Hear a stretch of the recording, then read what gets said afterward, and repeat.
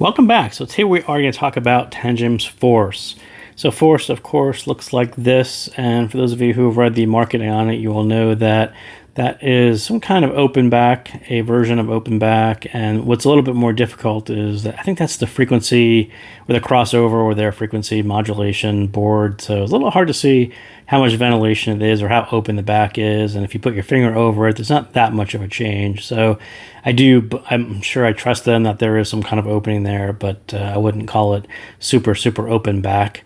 On the other side, we do see what is kind of different and unique about Force. It is a dual dynamic driver.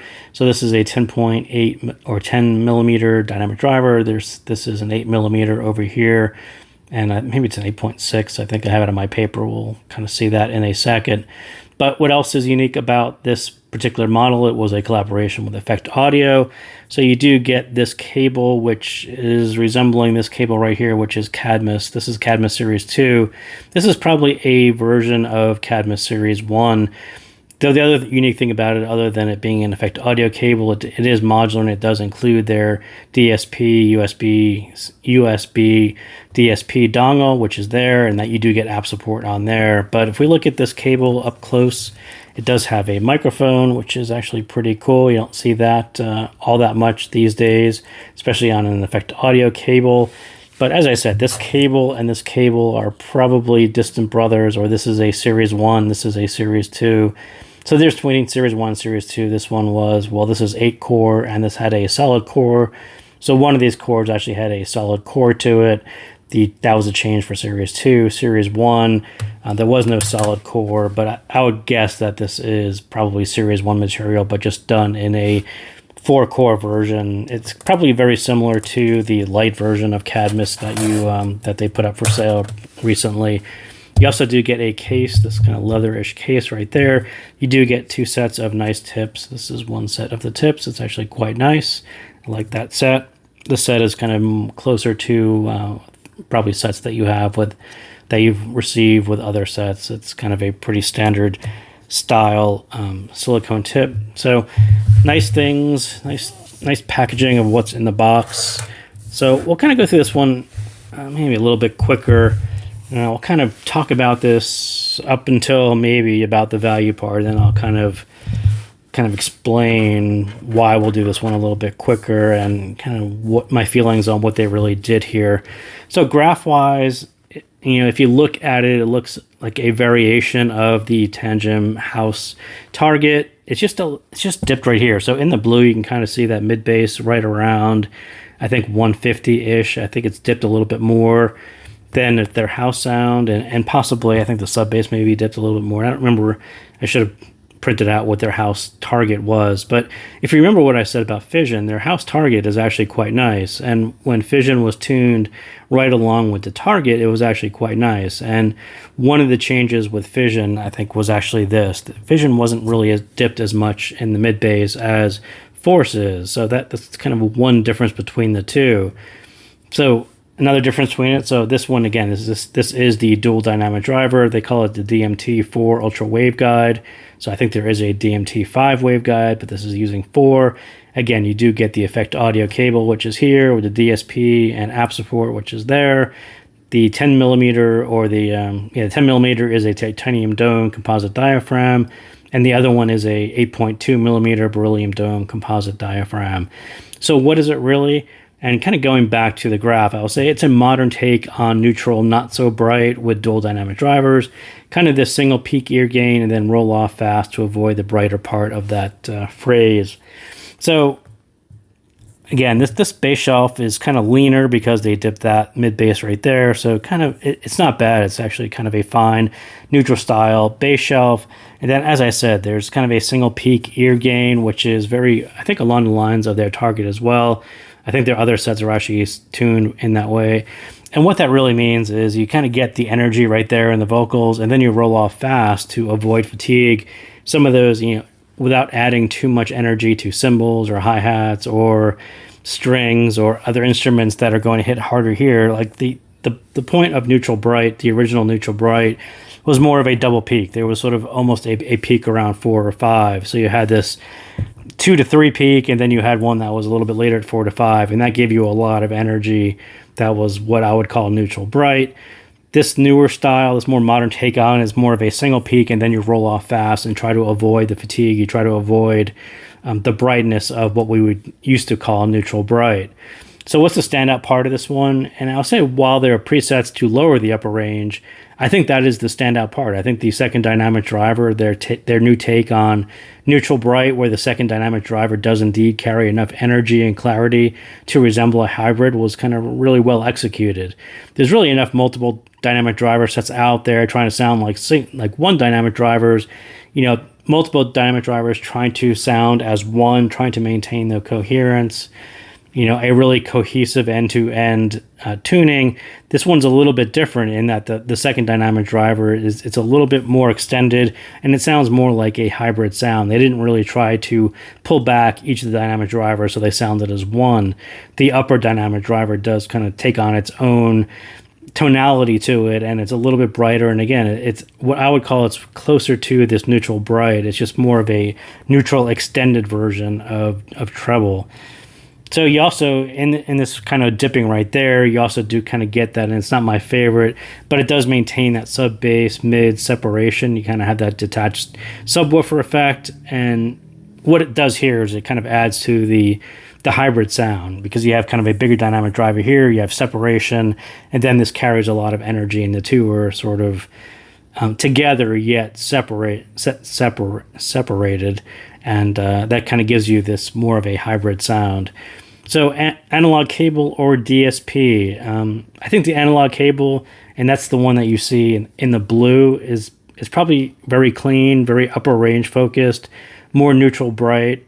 For the DSP, I wasn't a fan for most of the presets that they gave you, and I don't know. I think they tried to lower the clarity, remove what is special here, but it's just my preference.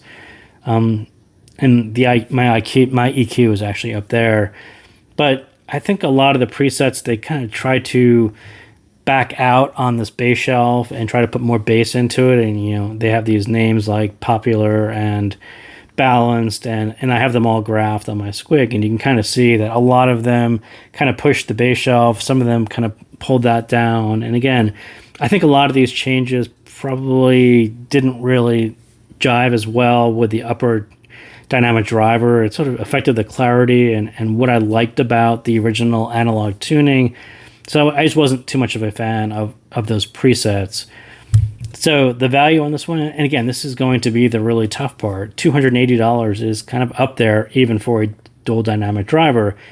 I think in this style, when I look back at what Fission was about, and Fission had lots of options, lots of different ways to change the tuning, and it was about $130. And I think that was a nice package, because it wasn't too much money. It was still quite a bit of money, but it wasn't like $280 of money. And I think it's just a little bit expensive to let people not really have a single focused, polished tuning.